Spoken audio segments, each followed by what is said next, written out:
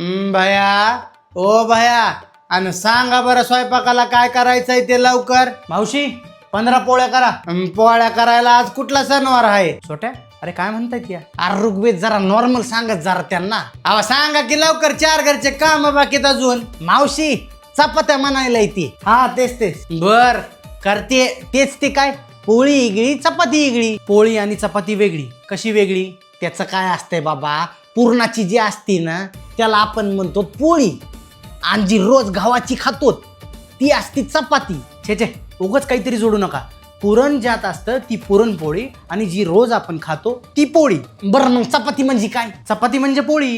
अरे चपाती आणि पोळी एक कसं होईन र? मग वेगळी कशी होईल? ऐ तू गप्र बाबा, लय बोर करू नको. ठीक आहे सगळं सोड. आपण मान्य करू आपण जी रोज खातो ती चपाती. मग जी सणावाराला पुरणाची करतो ती पुरण चपाती का होत नाही, पुरणपोळीच का होते? ऋग्वेद फटके खाशील बरं का तुला सांगायलो. बरं ठीक आहे, तुला मान्यच करायचं नाही तरी अजून एक सांगतो. काय? आपण ज्याच्यावर पोळ्या लाटतो त्याला काय म्हणतात? आपण त्याला आंबाया पोळपाट कुठं ठेवलाय?